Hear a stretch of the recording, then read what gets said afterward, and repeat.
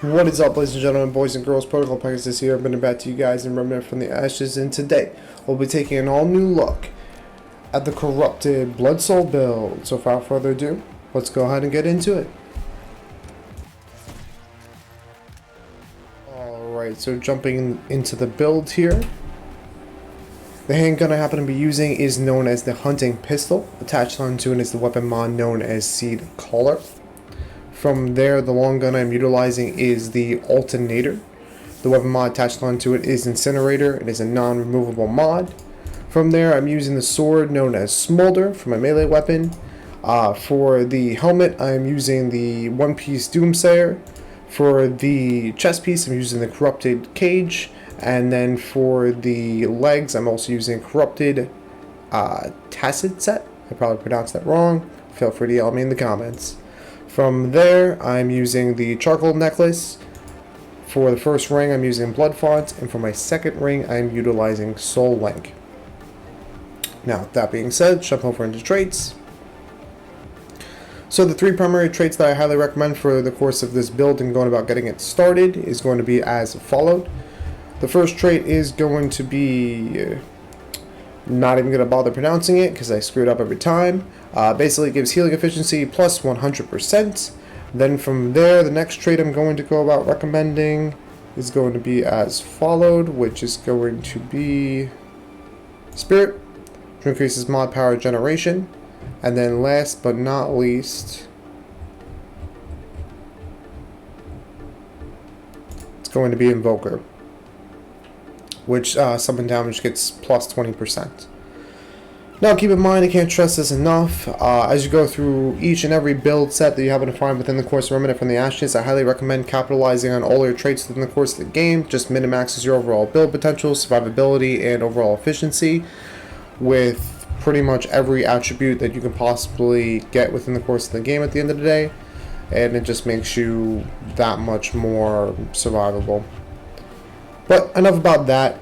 Let's go ahead and jump over into some gameplay.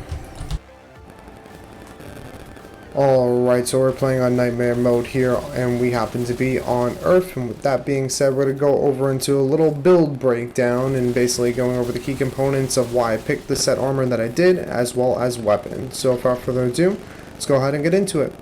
So one of the main reasons I ended up going with the pistol that I did is because of the fact that the pistol is really cool looking. I mean, you gotta admit, it looks freaking awesome, and I think it ties in really well with the build at the end of the day because it's really good for maximum range. It also has incredible accuracy as well as a really nice crit chance, and it also has a really nice hitbox to be able to land those crispy headshots, and like I said, it just looks freaking awesome. The reason I tied the summon mod into it is just because of the fact that I like having the overall potential to be able to send out minions to do my overall bidding, and as they go about doing so, they also heal me, and they also go about granting damage, and at the end of the day, they can also block shots, and it's just a really good time. I mean, who wouldn't want little minions running around going about doing your bidding? At the end of the day, it just sounds like an amusing aspect to me, if I'm just being honest. Tying into another aspect of the course of this build is going to be the Alternator. The Alternator is a lot of fun. The reason I ended up picking it is because I wanted to go with more of a fire type based theme.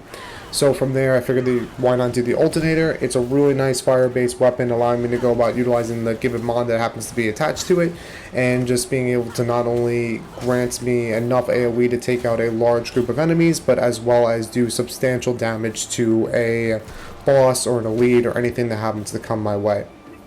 It's also really good at making choke points, so that way I can make it so that way everyone funnels into one room and I can literally just burn them all alive with the selective mod that I have attached onto the Alternator. So it works out really well. The reason I ended up doing One Piece Cultist was because of the fact that just like having mod regeneration passively, I don't want to worry about whether my mods are up or not. I just like having them active all the time. So it's really just more of a preference. From there, I ended up doing the two-piece Corrupted set because I like the passive health regeneration. It's just really nice not having to worry about healing all the time. Granted, you will still use consumables and dragon hearts with this particular build, however, if you want it to just get that instant heal.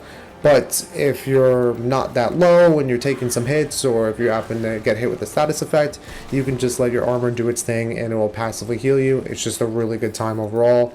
The reason that I ended up primarily picking the setup that I did, however, when it comes to the one-piece cultist and the two-piece corrupted set and the one-piece cultist, excuse me, is because I think it looks freaking awesome, and it ties into the whole corrupted Fire Emblem root thing that I wanted to go with, so I think it just fits all really well together.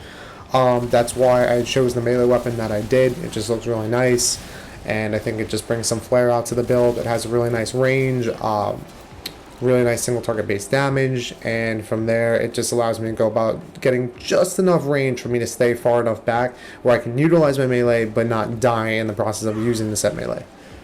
Overall, one of the really core aspects that I really do happen to enjoy with this build is the constant synergy it has. The fact that I can just literally mow down enemies on a single target standpoint, or just instantly swap over to an AoE standpoint, just makes it really, really deadly and really versatile. The fact that this build has well-rounded AoE, simplistic base health regeneration, really good single target based damage output, you're not really losing out on anything.